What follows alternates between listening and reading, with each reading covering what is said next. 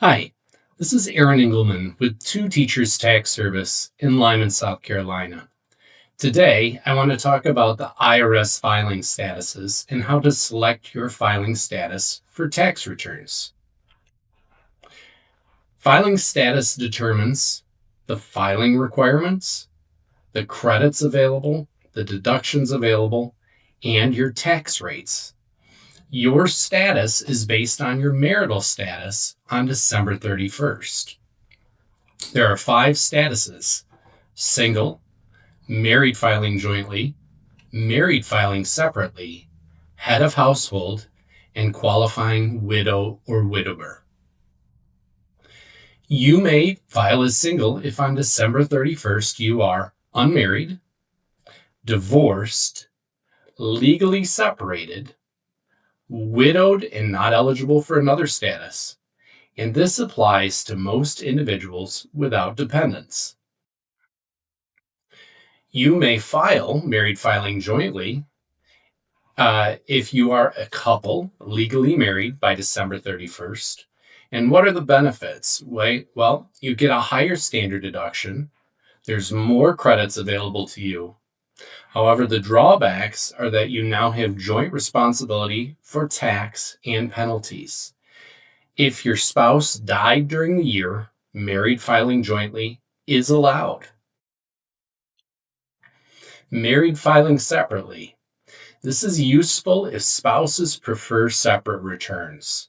However, this often results in a higher tax liability overall. Many credits and deductions are either reduced or eliminated for married filing separately filers. If one spouse itemizes, then the other must also itemize. This filing status is sometimes beneficial for high medical expenses or fraud protection. Two Teachers calculates married returns both ways, both married filing separately and married filing jointly, to provide you with a maximum benefit. What about head of household? Well, this offers better tax rates than single. You must be unmarried or considered unmarried. You must pay more than half of home upkeep, and you must have a qualifying person living with you. And there's exceptions for your parents. So you can be a head of household filer and have your parents as dependents, and they don't have to live with you. That's that one exception to head of household. You can be a qualifying widower. This is available for 2 years after your spouse's death. You must have a dependent child living with you all year.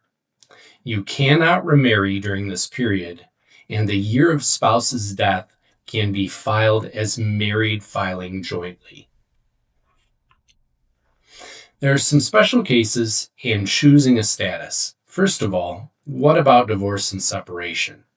Well, your status on December 31st is the status that you should file. If you're eligible for more than one status, always choose the one which results in the lowest total tax. Two Teachers Tax Service always compares the results using all available statuses. So if you come to us and you say, I want to do married filing separately, we'll look at your return married filing separately and married filing jointly. We'll talk to you about the differences between the two. The IRS does offer an online filing status tool to help you decide. And if you do an amended return, you can change your status with limits. For example, you can change from married filing jointly to married filing separately after the due date. Always choose a status which results in the lowest tax for you and for your family. Two Teachers Tax Service will make the comparison for you when we file your taxes. Contact us at 269-449-8277 or by email at twoteacherstax@gmail.com. Thank you.